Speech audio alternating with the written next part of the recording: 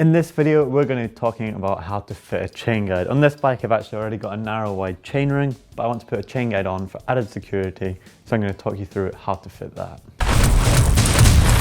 Now we're actually fitting an ISCG 05. You can see that's the bolt pattern here and also on the chain guide. There are different ones, so just check out when you do get your chain guide, that is the correct one to fit your bike. There's quite a few different patterns out there and it can actually get a little bit confusing. So I've got my E13 chain guide here. If you are fitting another one, then maybe just check out the manufacturer's instructions. I've got a series of washers and bolts, but we'll come to that a little bit later on.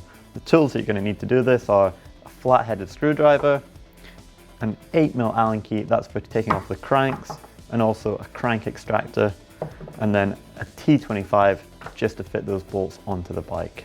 So the first step that we're going to get onto is we're going to take off the crankset. Now to do this, for my specific crankset, I'm going to need an 8mm Allen key and the crank extractor. If you've got Shimano or SRAM, it's a slightly different procedure, so just check out the guidelines before you start taking it off. So once you've got that crank off, just put it to one side and just be careful, you might have some washers on the actual spindle itself, so just take them to the side and note which order they went on. Right, so we're just going to get that chain guide fitted. This one actually needs 3 different bolts, so we're just going to put each of them on. And it's worth noting, the first time I'm going to put it on right now, I'm not actually going to use any washers. I'm just going to see how the chain line looks and then we'll come back and reassess.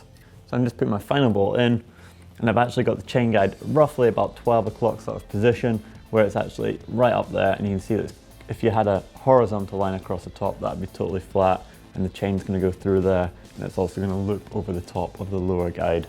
I've got my chain guide in place. I'm now going to refit the crankset and the chain, and I'm going to check that alignment. So the first step is that you can use your flathead screwdriver and you can just pop that catch open, and that will allow the top chain guide to swing out the way.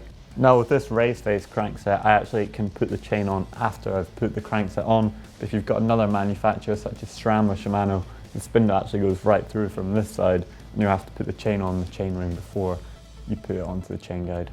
So I'm just going to loop the chain back over. Remember to actually push the mech right forward and that will give you a bit more chain length. And already I think I'm going to have to put some washers in. Just loop it over that bottom guide as well and just let that sit back in place. And then we can close this top guide over and fasten it back up. Already, just looking at it, I can actually see that I'm going to need to put some spacers in just to pull the chain guide back over so I've got it perfectly in line. And you want to have the chain ring bang in the middle between either sides of the top guide. And it's definitely going to need spaced out towards the right hand side. So I've got the 2 different washers here. I've got 1.5mm and also a 3mm. I'm going to try the 1.5mm and see if that just spaces it out enough, as it wasn't actually that much of a difference. And if not, then I'll have to try these 3mm ones. So there's actually a number of different adjustments that you can make with the chain guide itself. You can change the position of the bash plate. You can also, if you do break or damage your bash plate, you can actually replace this at a later date with just one single part. And then you can use these 2 T25 bolts and you can change them to different angles, and you can do it on the top guide as well. I actually noticed that when I was doing my chain guide up there that it was sitting a little bit high. So using that T25, I've just lowered it down a little bit, and I think it'll be in the right position now when I put it back on the bike. So I'm just going to put that chainring washer bolt on behind, put the bolt through it as before, and then that gold spacer that I have just goes on behind it, and you just attach that onto the bike. So all you're going to need now is your T25 torque key, and we're just going to attach that with the bolt onto the bike. So looking down the chain line again, I can actually see that just putting those little spaces in, it's made a huge difference, and it's brought the chain guide right out and into the right place. So I'm just going to run through the gears and make sure that it's not actually rubbing on the chain guide anywhere.